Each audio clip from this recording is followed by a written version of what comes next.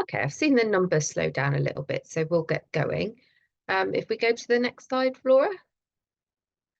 Okay, so this is what we're up to today. This is your welcome. I'm going to tell you a few things about this webinar. I'm going to introduce my fantastic panel today. They have prepared a couple of three presentations, in fact, for us today. So that's very good of them. And then we will open to Q&A. So if you want to ask a question, you'll see at the bottom there's a Q&A button. Please do put your questions in there. You'll also see that there's a chat function at the bottom. That is just for sort of tech support type activities. And also, if we talk about an MSc document, we will copy and paste it, the link, and put it in the chat for you. So the webinar will also be recorded and available on the MSc YouTube channel. So yes, I am Claire Owen, Director at the Medical Schools Council, and I'm hosting today, and I have a fantastic panel. So I have Gail Nicholls from the University of Leeds, Simon Cork from Anglia Ruskin University, and Sarah Bennett from the University College London, or University College London, isn't it? So fantastic, very experienced panel for you today. So afterwards, we're going to share a short survey with you to gather your views on how the webinars are running and on future topics for discussions. We would love your comments and suggestions. That would be greatly appreciated. And yes, I think we'll get going. And first on my list today, starting us off, is Gail. So I will hand you over to Gail. Thank you. Thank you, Claire. Good afternoon, everybody. I will just share my screen.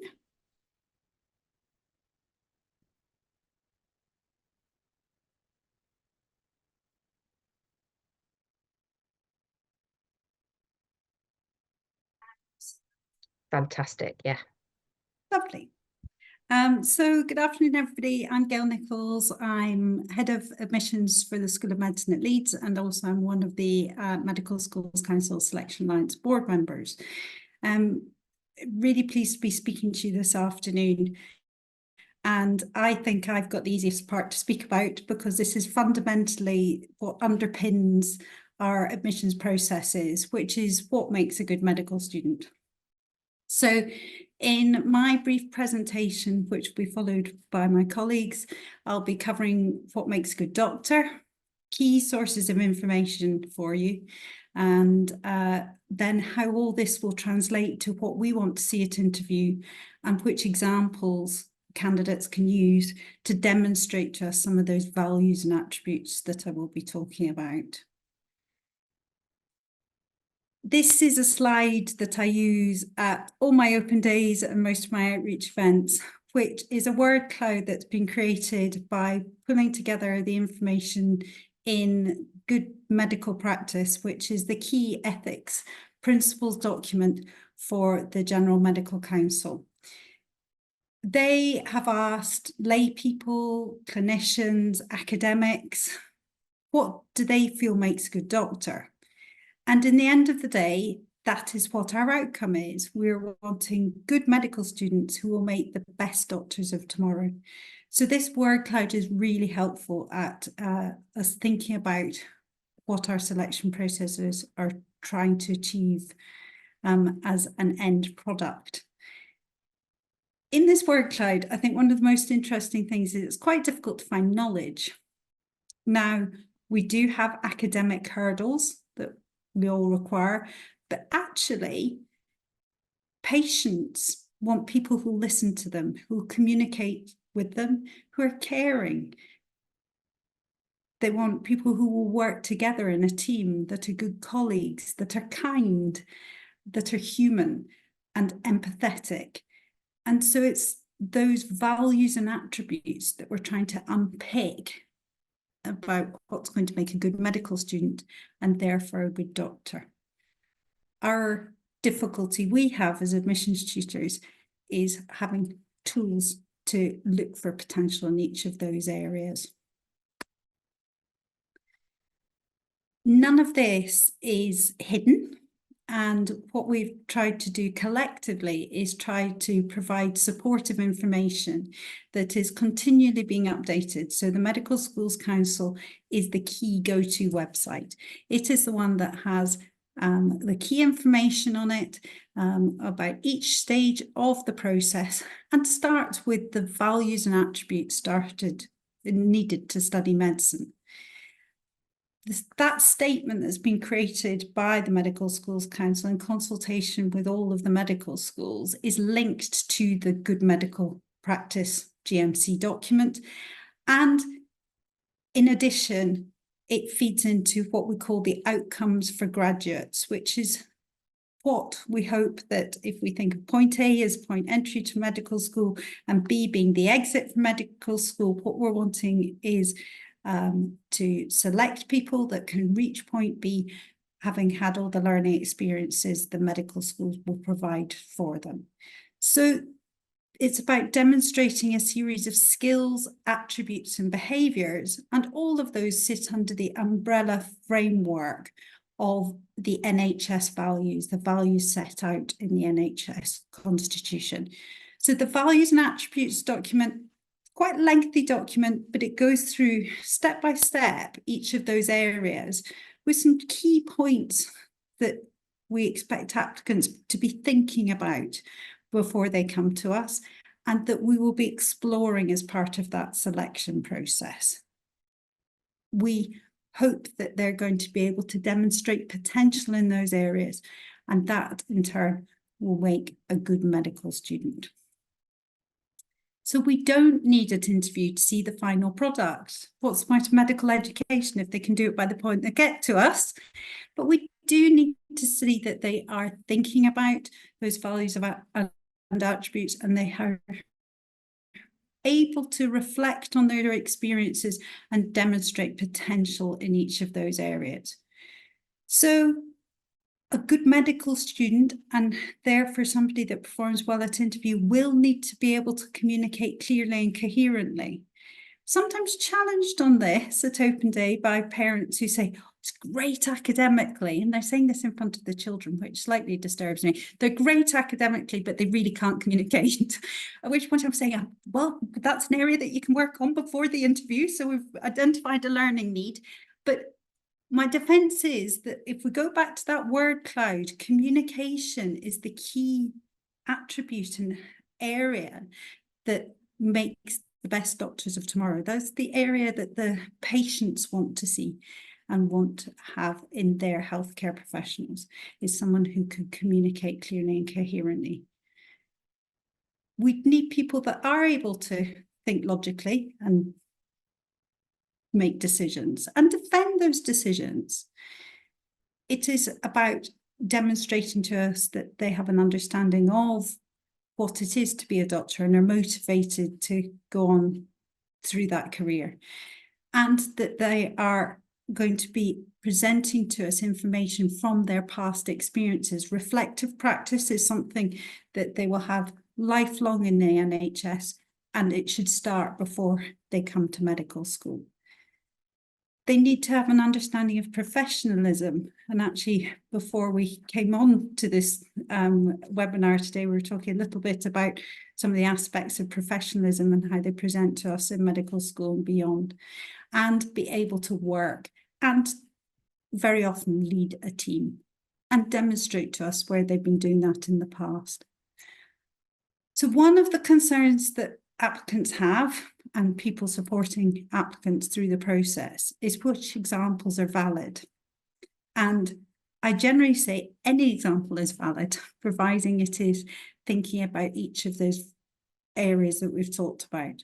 So again, I have copied and pasted information from the Medical Schools Council guidance document to produce this slide. None of this is information that you can't read in greater depth from that document.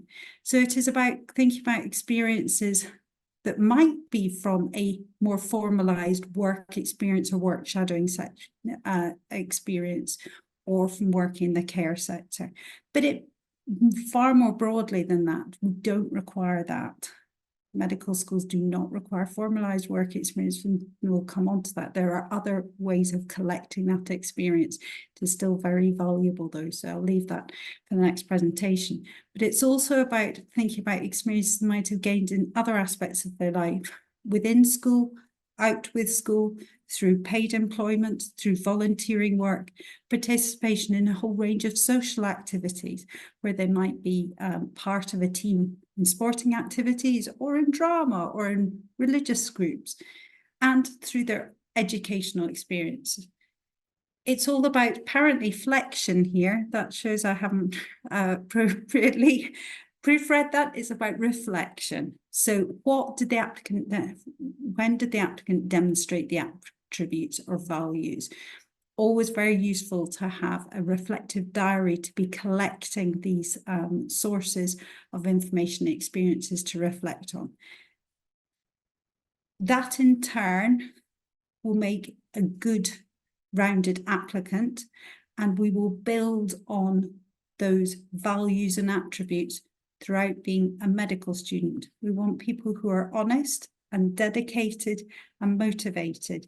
It is a tough course, but with those underpinning values and attributes, students will manage each of those assessments in the supportive environments we give them. And our aim is always only to select candidates at the beginning who will be good medical students and be able to pass out the other end with flying colours. So that's all I've got to say. Brilliant. Thank you, Gail. That was excellent. So Simon, I think Gail's queued you up really nicely there to talk about work experience, I think. Yeah, let me just find all my buttons and I can share my screen.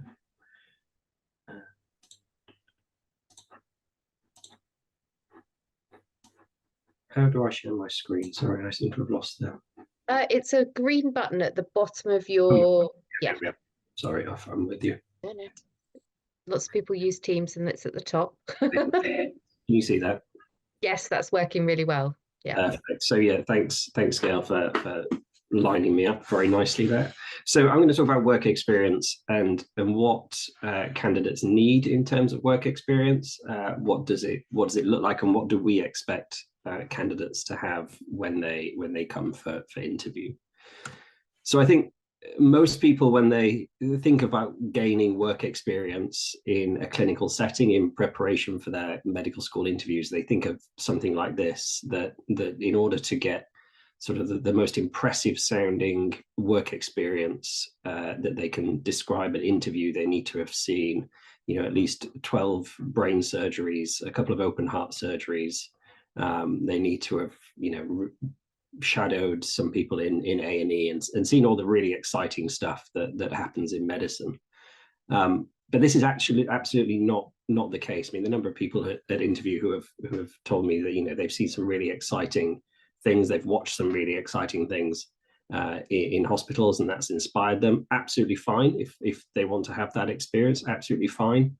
But actually, it's not the most valuable kind of experience that a candidate can get, and it's not really giving them the skills and attributes that Gail has spoken about in terms of what we look for in a candidate. So I think if you're coaching students who are looking at it going into medicine, I would steer them away necessarily from this kind of work experience, or from only thinking about this kind of work experience, and perhaps thinking something more like this, and about the skills and attributes that they can develop in work experience that can put them in a good stead when it comes to interview. So things like working in a care setting, in a care home, maybe working in a special school with disabled children, in hospice, or even volunteering in a local ambulance service, can all really provide great skills that are transferable in terms of all of those qualities that Gail mentioned before. So things like communication skills and empathy and care. Those are the skills that we're looking for, and that we often look for candidates to be able to demonstrate at interview. And not only that, it's the real purpose of work experience is for candidates to get an understanding of what medicine is, and the whole breadth of medicine. So medicine isn't just the exciting things that you see on Casualty, or whatever it is that students candidates are watching on their TVs. It's about the caring, it's about the empathy, it's about the whole team and the whole remit of medicine, and being able to draw on that, but not just from an observational perspective, but really a hands-on doing aspect. So things like volunteering in a care home or a hospice, where you're actively taking part in that caring process. It will put a candidate in a much better position at interview than just coming and telling me that they've watched a really exciting brain surgery, or they've watched something happen. It's much more, they get a much deeper understanding of what it's like to be in a caring profession if they are actively doing something. Many medical schools recognize that for many candidates, getting this kind of experience can be challenging. And so equally valid is anything like this. Now, many medical schools will look for evidence of some sort of clinical work experience, so that the candidates have an understanding of what they're getting themselves in for.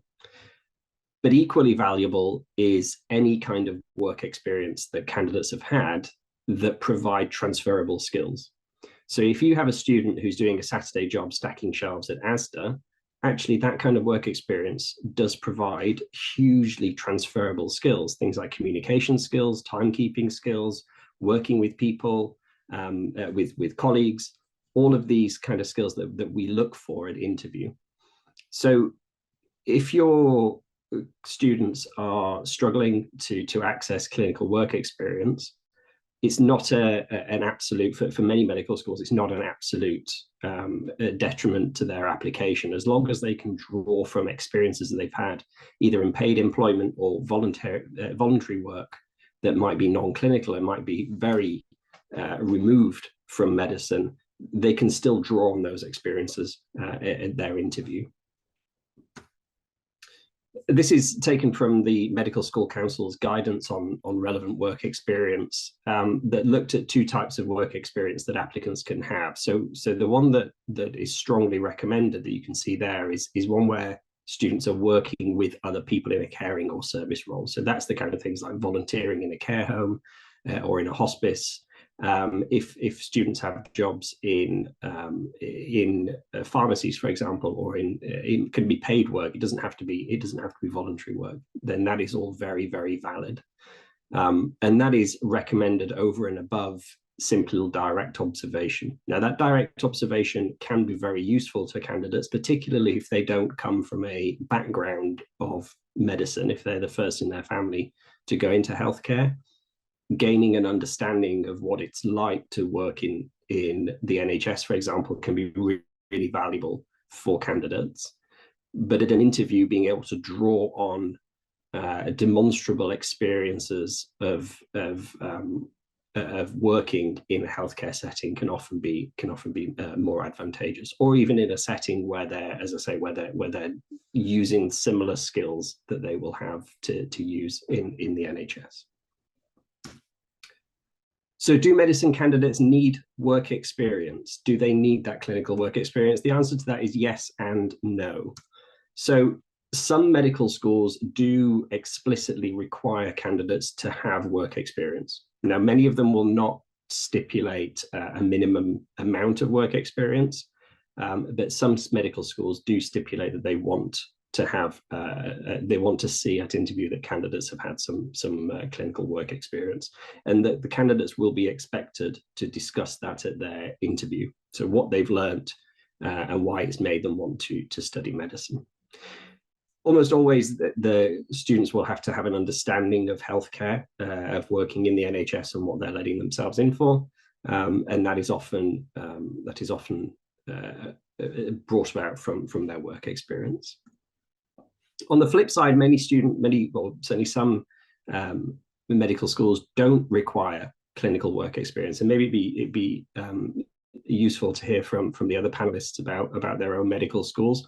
At ARU, at Anglia Ruskin, we don't require our candidates to have clinical work experience. It is very useful for the reasons I've stated, but we do acknowledge that it's often very difficult for candidates to access. It was particularly difficult during COVID, for example, and we recognise that it's particularly difficult for those who are perhaps first in their family and don't have any contacts within the healthcare setting. So we don't at Anglia Ruskin explicitly require candidates to have work experience, and there are other medical schools that have similar stipulations. But what we will be looking for is that evidence of transferable skills. So things like evidence of team working, evidence of good communication skills that can be picked up in paid employment elsewhere. But as I say at the bottom, there's some experience of an understanding of what a working life of a doctor is always a good thing for a candidate to know what their working life, what their working future will look like. Gail's already alluded to this, but I think a good thing to have for students when they're on work experience is a reflective diary. So looking at what they've done on their work experience and what they have learned from that, so that they can talk about this in their interview. So if they are asked to reflect on their work experience at interview, then this is a good way for students to have processed those thoughts in advance and to have some sort of idea of what they want to speak about. But at the same time, if they want to speak about or if they're asked about the transferable skills that they've developed during their work experience or during their paid employment, then again, it's a good idea for students to have had that kind of reflective conversation with themselves in advance to see what skills they've had and how they can demonstrate those skills. So a reflective diary is something that you might want to recommend to your students. And then how to access work experience. There are different ways. I simply Googled my local NHS trust, which is the East Suffolk and North Essex Foundation Trust in Colchester, and they have a work experience website. There are other, I looked at other NHS trusts as well, and simply if you just Google the local NHS trust and work experience, many hospitals and NHS trusts will have a central portal and maybe even a central email address for students to contact about relevant experiences. But care homes, hospices, simply emailing them and asking if they have any opportunities is also a valid way of getting that opportunity. As I say, it doesn't have to be shadowing a clinician on a ward. That is not necessarily the kind of work experience that we're looking for. Those other experiences are just, if not more, valid. But there are other things available as well. So the General Medical Council have this virtual reality patient journey in a GP practice, which is free to use. I've put the website link there, and there's the QR code at the bottom that will take you to that website. But this is a good way of students to get some understanding of what working as a GP is like without actually, or for those who can't access physical GP placements. The Royal College of General Practitioners again have a virtual GP placement that is free to use, and again is a video-based platform. And Brighton and Sussex Medical School have a virtual work experience, which takes through different scenarios and kind of looks at different skill sets and roles within medicine that students can use to reflect on. So that's me. Brilliant, Simon. Thank you so much. That was excellent. Sarah, are you ready to go next? Brilliant. Thank you. Superb. I shall just share my screen as well.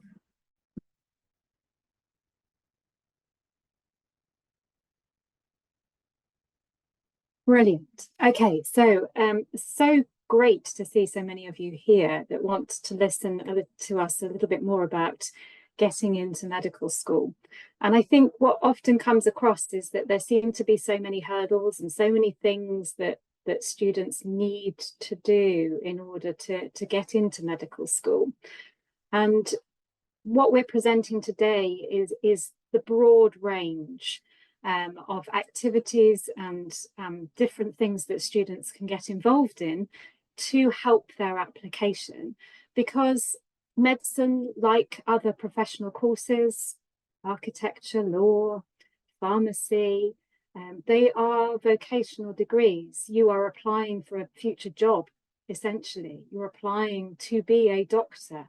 And very much we know that within the NHS, within the UK, we need doctors. And so we want our places to be filled at medical school with people who genuinely want to study medicine, want to work in a healthcare setting, and want to be doctors at the end of the course. And so we as admissions tutors are doing our best to select those candidates who do know what it is to study medicine, and that they really want to do that when they qualify at the end of it.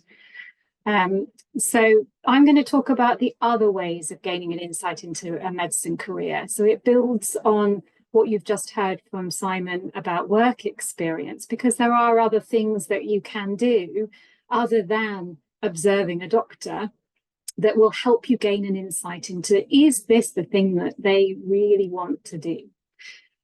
So I've put here the Medical Schools Council website. I know we're on an MSc webinar, but genuinely, this is the single source of truth. There are so much information on the website that you can have a look at about studying medicine, and giving tips and ideas and links about the whole course and about what it's like to work as a doctor afterwards as well.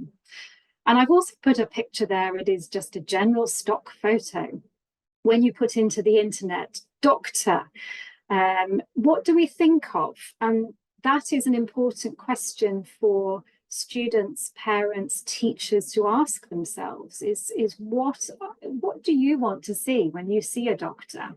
And it may well be what I got from the internet were people in white coats and scrubs, and looking very professional.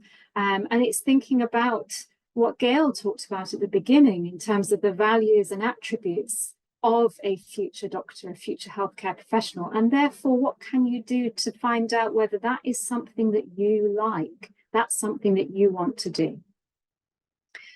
And so I would divide this up into the degree programme. So finding out about what is the degree programme all about. It's longer than any other degree at university.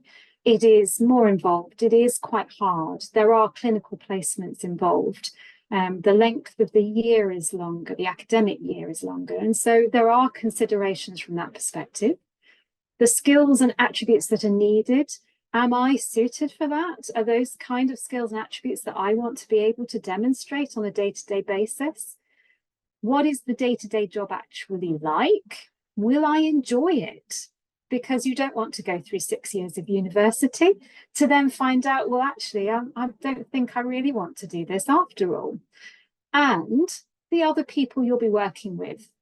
The healthcare system is a huge machine. It's the biggest employer in the UK, and the care of a patient involves so many other people than just a doctor.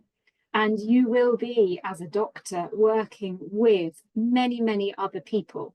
And that is a consideration of how can you work with those other people simultaneously and collaboratively. So I've given some ideas here. So first of all, speak to some medical students, if possible. And an open day is a great way of doing that. That is certainly what we have at Open Day. Are lots of medical students there for you to talk to about their experiences of being a student. Will you like it? What are they doing day to day as a medical student? Unibuddy is a way that a lot of universities have virtual students, and so they have some students online via their university that you can speak to, you can write to and ask them questions. And Inside Uni Medicine is another way. So this is a website that's been developed by students to give their own perspectives on the whole process of getting into medical school. and is a really great venture. And there is a link to that on Medical Schools Council website as well. There are a plethora of online lectures, webinars like this one, where you can find out more about what are healthcare professionals doing now. So within my own university, the Faculty of Medical Sciences, we have doctors who are also researchers who do monthly webinars about the research that they are currently carrying out and how that is applicable to patient care. And so some students may be interested to find out more about that. And that, to me, as admissions tutor, those sorts of things just give me the idea that you are interested as a student. You have an interest in healthcare and the NHS and about looking after patients and what the job will be like in the future. Speaking to other healthcare professionals, I said there that you will be working with a plethora of other people. So thinking about the 350 different roles within the NHS where you're caring for a patient, could you perhaps do some work experience with other branches of healthcare as well? So nursing, physicians associates, pharmacists, anybody that works in a healthcare setting. And we do have an extensive, across medical schools, across universities, and more widely than that, a range of widening participation programs. We really want our generation of doctors to represent the students, represent the population that is out there. And the UK is an incredibly diverse population of people. And patients want to see people that look like them and that are like them and can understand the backgrounds that they come from. And we want to encourage students to apply to medical school because it isn't just about the grades. It is more than that. It's being able to demonstrate that you have those values, attributes and behaviours that are needed. So there are programs like Realising Opportunities, programs through the Sutton Trust, and every university and medical school has its own programme. So I've put there a snapshot of Target Medicine, which is the widening participation programme at UCL, but every medical school has that opportunity for mentorship with students and summer schools as well. And we are running an online summer school through London Medicine. So all the medical schools come together and run an online medical school related summer school to give you some experience as well of meeting doctors, meeting students, meeting patients. And there is also that other side of things of reading and research. So medical schools websites will give you an idea of what it's like. Medical Schools Council, as we said, we've mentioned the General Medical Council and good medical practice because that outlines what is expected of doctors. The British Medical Association also has information about getting into medical school and what it's like to work as a doctor. And indeed, they have some blogs. Again, I Googled yesterday, blogs about doctors, and my goodness, I got loads. And there is one there by the BMJ that junior doctors talk about their day-to-day working. And again, it's just to give students an insight into what is it like day-to-day. The NHS Health Careers website, I always recommend to everybody because it talks about all the careers and it gives you a really detailed overview of what everybody does. There are free online courses. So the University of Glasgow have put together this Future Learn course, which is brilliant and has got lots of tips and ideas about what a medical career is all about. Healthcare professionals write a lot of books about their own experiences as well and the realities of healthcare, because again, as Simon said, we often look at the TV and we see the glamorized version of medicine. And actually what we want students to recognise are the realities of healthcare and what it is like to work as a healthcare professional. And of course, watching and reading the news. Reading newspapers, watching the news, reading things online. Again, these are all fantastic things for interview where you can talk about and demonstrate your interest and your knowledge and understanding of what it means to be a doctor and the wider aspects of the NHS. And two last things, so that is the NHS Health Careers website. So you can see there how to apply working in social care. The values of the NHS that Gail is talking about are all accessible on that website as well.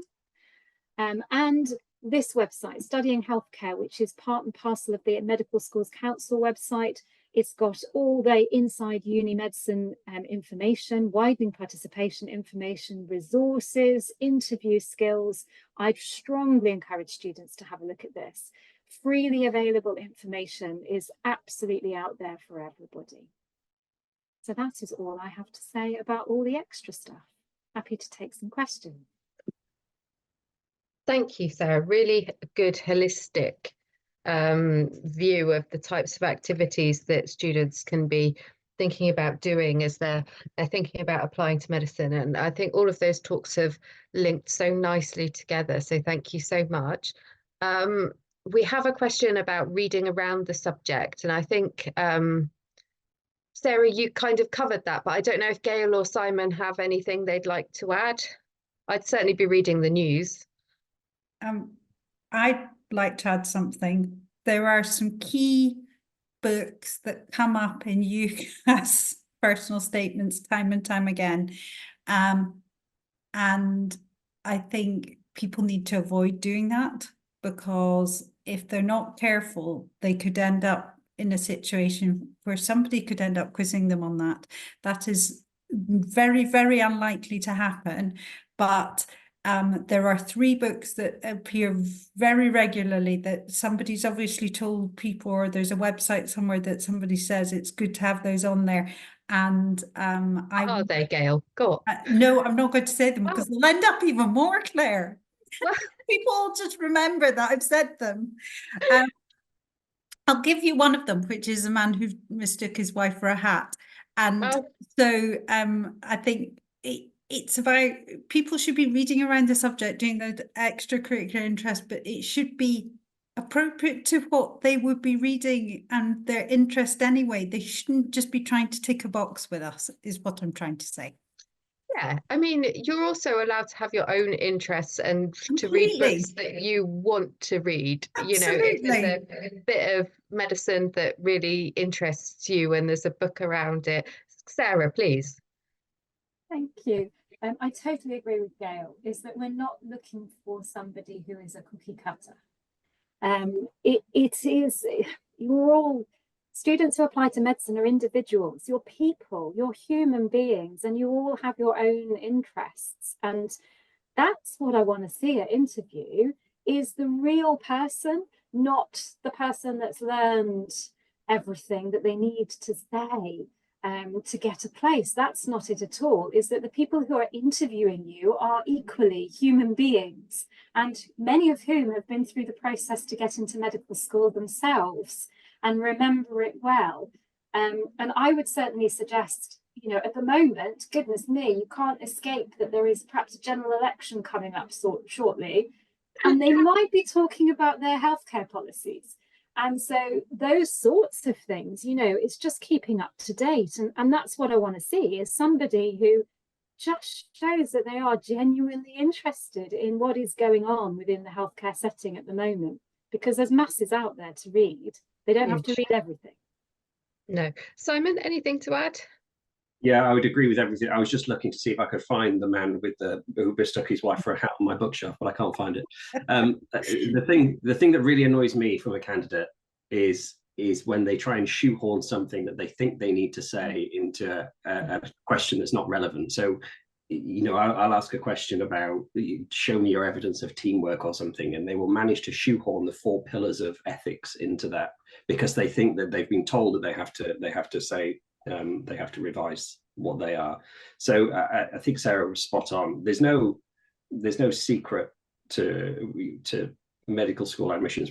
We've not got a secret checklist of what we're expecting people to say. It is about looking for the real person, and trying to see whether that person fits to what we are looking for in the skills and the attributes and the understanding of what they're doing. There's no predefined formula that we're expecting candidates to have met before they come to us. Yeah, there is no magic list. No, so to summarize, I think it's the things we've discussed already. It's those resources that we've already talked about as a minimum, and just keeping up to date with healthcare news. It's got a really, really interesting question here. What is more interesting to admissions staff, one-off activities or a commitment to volunteering / work experience over a period of time? Sarah, what do you reckon? One-offs or commitment? Okay, that's it's a difficult question actually, because I would probably say a little bit of both. Because the commitment to experience, I think, certainly demonstrates to us that there is, there's a real want to study medicine. There's a real want to look after people, care for people. Those students who have done months of voluntary work, that is one thing. But at the same time, there is a place for those one-off activities, because sometimes that's the activity. And again, as Simon said in his talk, it's very much not what you do, but how you reflect upon it and how you talk to us about the skills that it's given you, how you've developed as a person, as an individual, and how you see those activities translating perhaps to your future career in medicine. Because it could well be that you've worked in Tesco's or Sainsbury's or Lidl for the last 2 years, and you've had to get up at 7 o'clock every Saturday morning. You've shown commitment. You've demonstrated to us that you've got a professionalism about you because you've got up and you've attended work every Saturday morning. There are so many ways in which you can demonstrate those sorts of skills to us. And again, it's not that there is a certain amount that has to be achieved for each of those things that we've talked about so far. Brilliant. Simon, do you want to add to that? No, I think it depends on the question and what you're trying to demonstrate. If you're trying to demonstrate a particular attribute, I'm trying to think of something off the top of my head, but resilience, for example, might be something you're asked about. That might be, you might have had a single experience that's able to demonstrate that, for example. I do think probably long-term commitment to tasks, or certainly a where you can reflect on a particular attribute multiple times is better than saying, I'll give you an example. So if I ask about teamwork, often the answer that I get is about Duke of Edinburgh Award. Now that's valid, absolutely valid, because it does show teamwork, yeah. But it's a very acute, short-term project compared to someone, for example, who has led the football team for the past 3 years, or done something like that that's a bit more long-term, and they've developed that skill over a longer period of time. So I think it very much depends on what the attribute is that they're trying to demonstrate. It's not a yes/no answer, I think, to that question. And Gail? Sorry, I don't know if we said it already, but paid for activities that seem to be a cover-all, to cover all attributes and values, we would totally avoid supporting. Nobody should be needing to pay for a third-party organisation to provide them with a condensed period of activity or a single one-off event that is going to take everything, because it won't do, and it is a barrier. So the resources are better collected over time and reflected upon in a diverse manner. Also, I think there's no secret, so there's nothing to pay for. The things that we're looking for are all on our website. There is no secret knowledge that gets you the keys to the castle. It's all out there. It's just stringing it together as an individual. And the people on this call are admissions teams, and they know, and not everybody has that sort of experience of actually having done it themselves.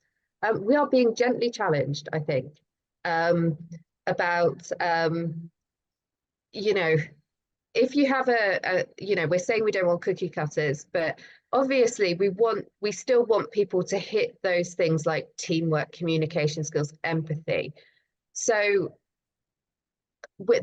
I think what we're saying here is that what we're looking for is similar, but how its evidence needs to be a little bit more diverse, or we want to see about individuals. Gail, do you want to pick up on that? Well, I think Sarah said it earlier, we want to see the real person. So it's about them demonstrating attributes, values, behaviours within the set that we're requiring, but it being that real person rather than a rehearsed or particular approach to answering or trying to collect that experience. Sarah?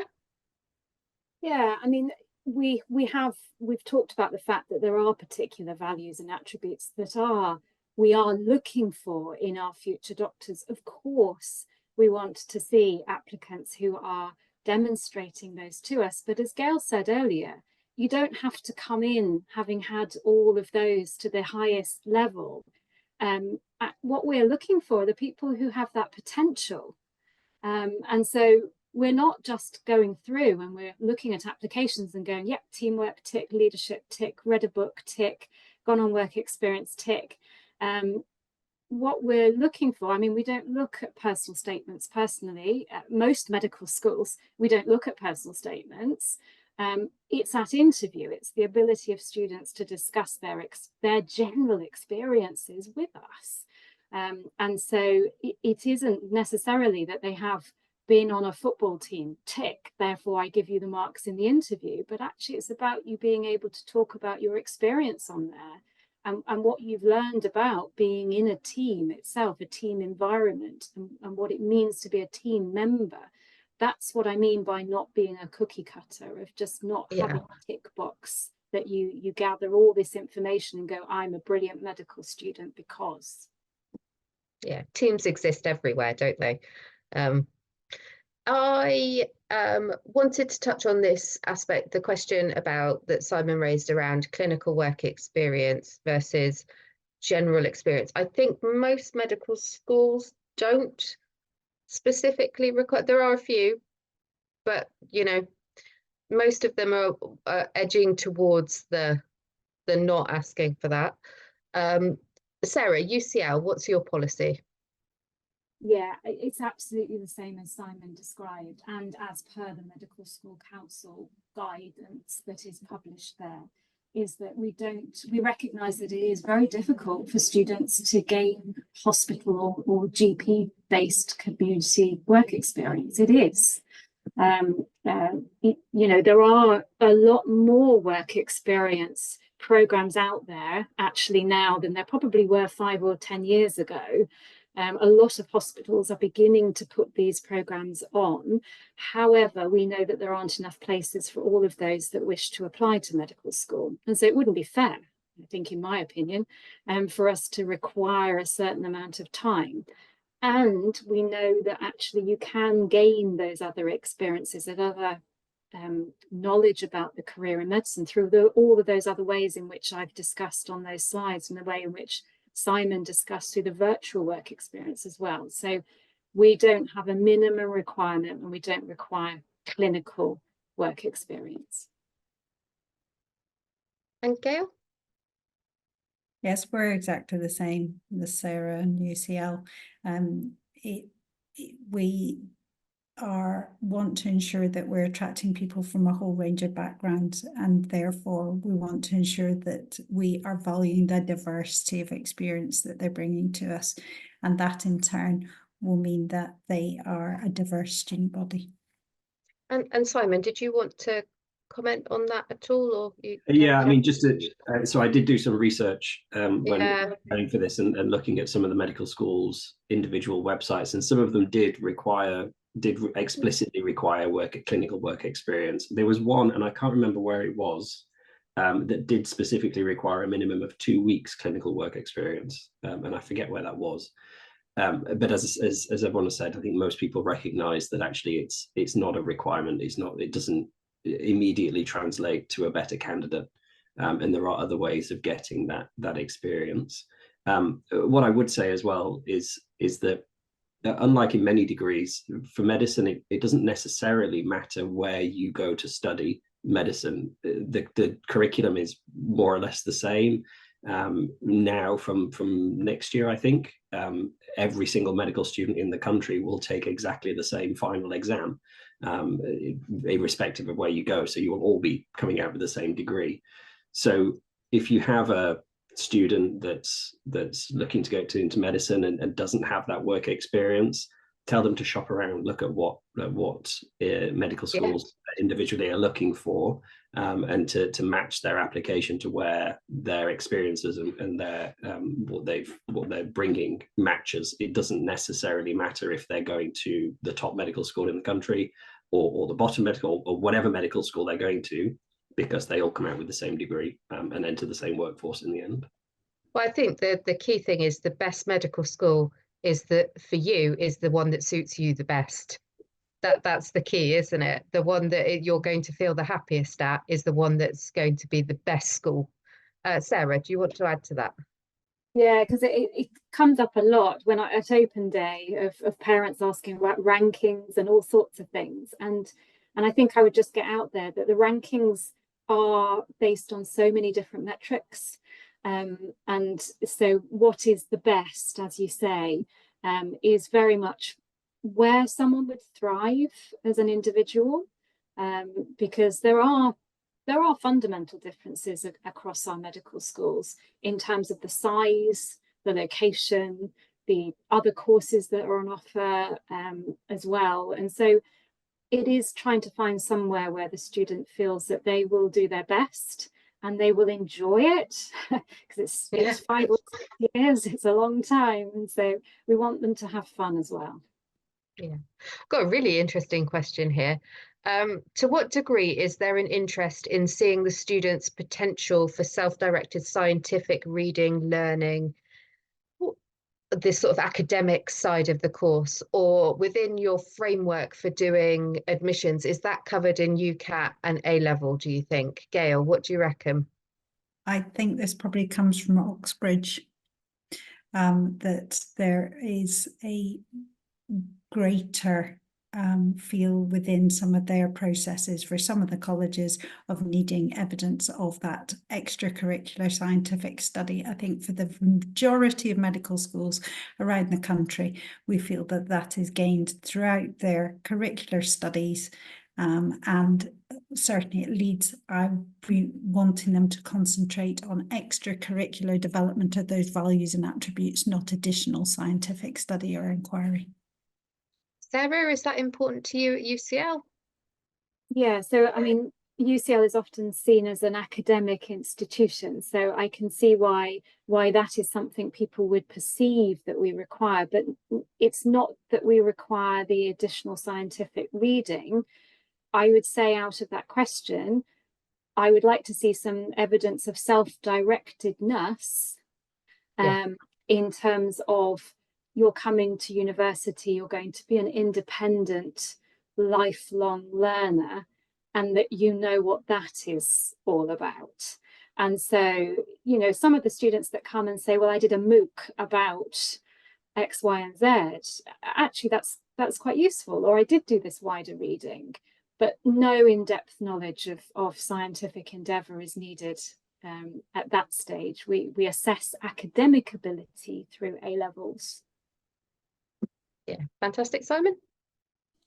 Yeah, we would never question scientific knowledge or medical knowledge at interview. What we might do is ask a candidate to interpret a graph or some data, for example, but in the sense of being able to read from a graph, not in a sense of a deep understanding of some sort of scientific background, because we know that our candidates come to us with all sorts of different academic backgrounds.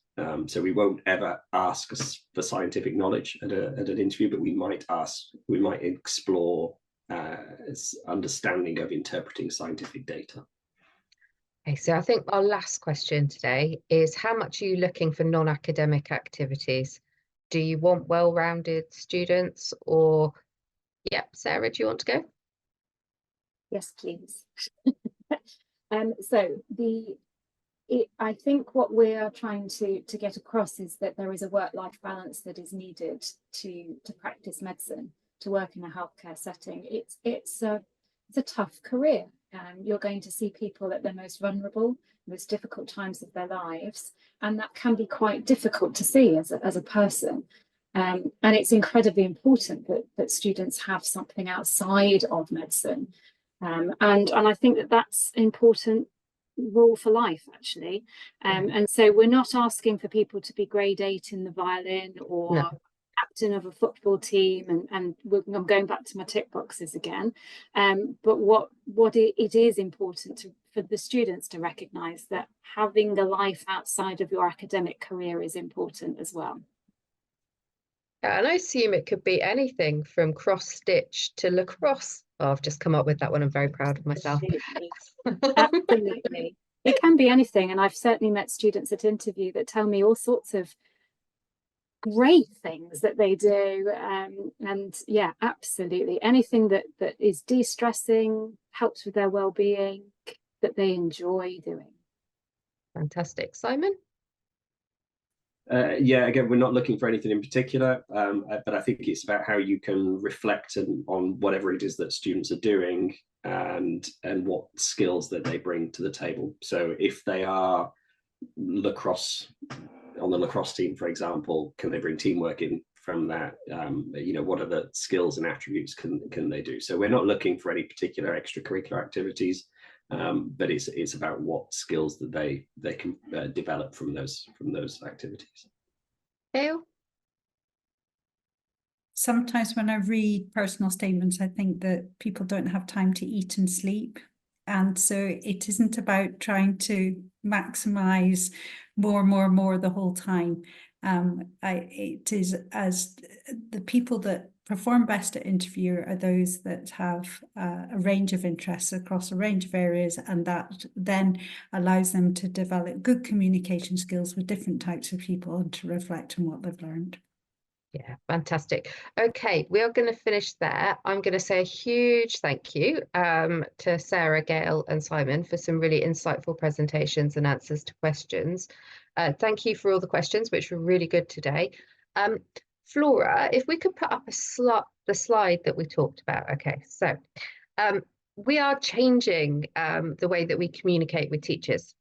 So we are going to be sending out regular newsletters to teachers with everything that you need to know. They're going to map to the cycle of admissions so that, when it comes to interview, we will remind you of our interview stuff.